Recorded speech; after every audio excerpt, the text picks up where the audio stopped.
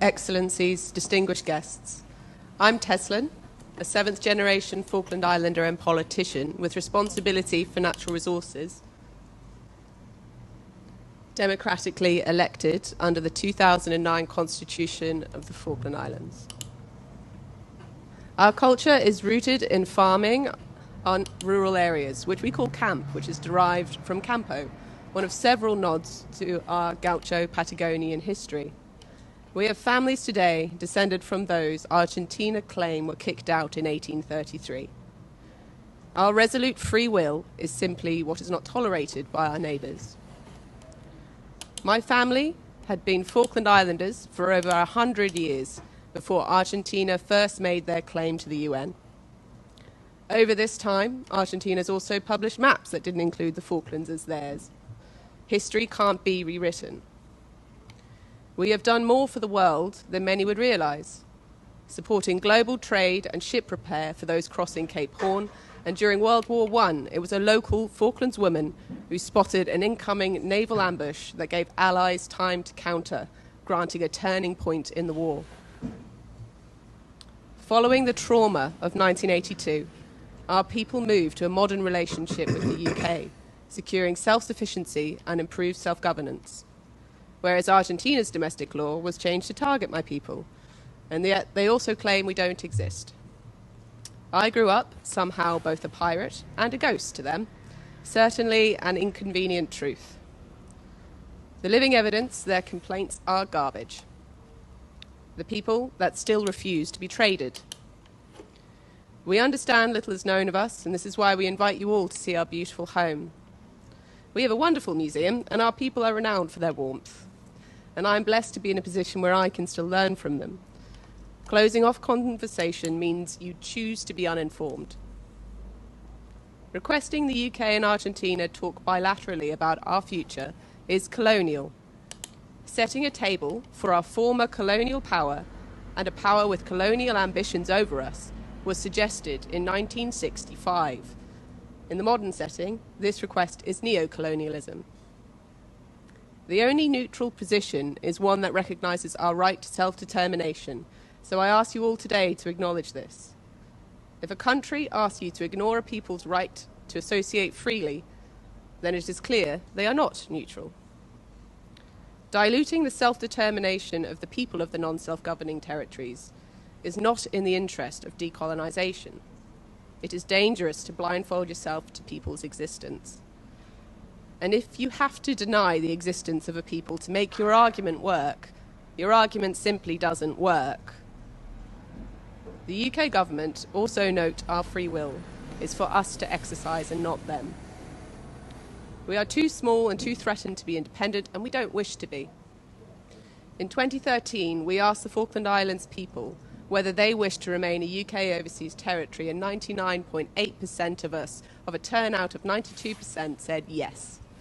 A statement of what we have endured: war, colonialism, and we do not wish to be thrown backwards. Much more is now at stake.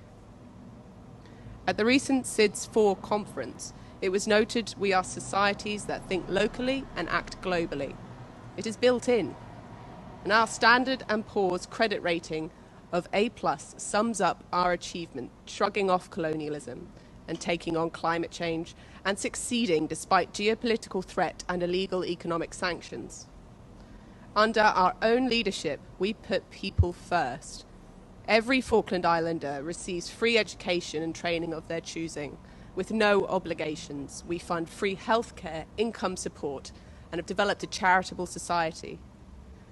We have the highest percentage of responsible wool standard farms of any country in the world, and we have built a wind farm supplying 34% of our city's needs, and solar and wind renewables across 90% of our camp. We have fisheries law protecting community interests, environmental standards and sustainability. We have worked with our UK overseas territory family to expand the UK's environmental agenda. We have the world's first key biodiversity area for whales. There is so much more, and there will continue to be. This is our work, not the UK's, and none of it would be achievable without us. In the past, Argentina has engaged in joint research cruises with us. Normal, neighbourly relations we still support because we believe ocean science should not suffer for ego. It takes a bigger man who has been wronged to do right. Wishing to take everyone back to 1965 is not nurturing a prosperous or peaceful world, and you can't learn from what our free will and resilience has developed. Thank you. Chair, members of the C24, my name is Gavin Short and I'm a democratically elected representative of the government and people of the Falkland Islands. My family have lived in the Falklands for 175 years. We're a multicultural and forward-looking democracy who have taken the Falklands from zero to a country that can now boast an A+ credit rating. Our economy continues to grow despite the economic woes that afflict the world, and our annualised inflation rate has now fallen to just over 3%. This allows us to, for example, provide our people with completely free education and medical cover both in and outside of the Falklands. This is 2024. This is my third time in a row before this committee, and I am disappointed to be here again. We should not have to be here arguing for our basic human right to self-determination, but the world is becoming more unstable, and we see that basic right coming under attack in many parts of the world, from Europe and Asia to us down in the Falklands, with some UN member states actively pursuing an agenda to subjugate people. So here I am again, standing before you, speaking for my people. The C24 are meant to be in existence to guide the so-called non-self-governing parts of the world on a journey to a form of government that is dictated by the population of those territories. It's all about self-determination. You should be guiding us to full independence, should it be wished by the people, or free association, or a form of government as decided by the people of those territories, and yet we see none of this.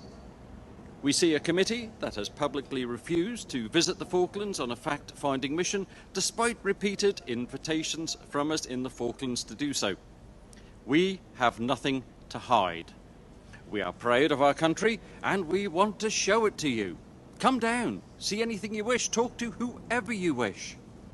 If you cannot or will not visit as a committee, then I invite individual member states to do so. The election of a new government in Argentina does seem to have had the effect of lowering the political temperature in the Southern Cone, which we welcome.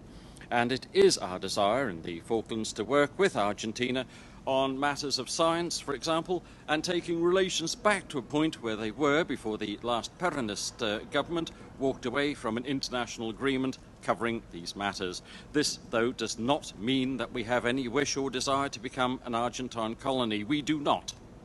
As having escaped from a colonial situation, we aren't going back there. We asked our people, and they made it quite plain that they had no desire either. We do not want to be Argentine. We don't want to be American or Italian or any other nationality. We just want to be us, a free people, practicing self-determination in a democratic country, left alone by the world to get on with making our little corner of the globe a better place for our people. We ask you to respect that we have the right to self-determination as enshrined under the UN Charter. This is about people, not a lump of rock.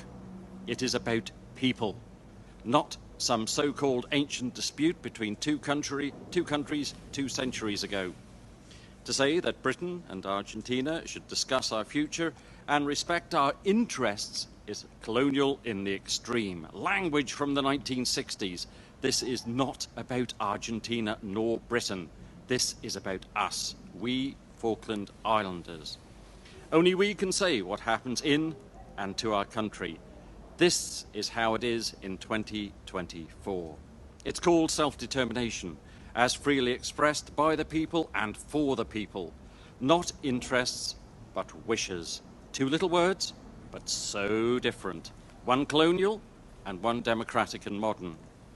I call on the committee members and both Argentina and Britain to hear these words and respect them. Madam Chair, to repeat, this is about people. It's about self-determination. It's about freedom and democracy.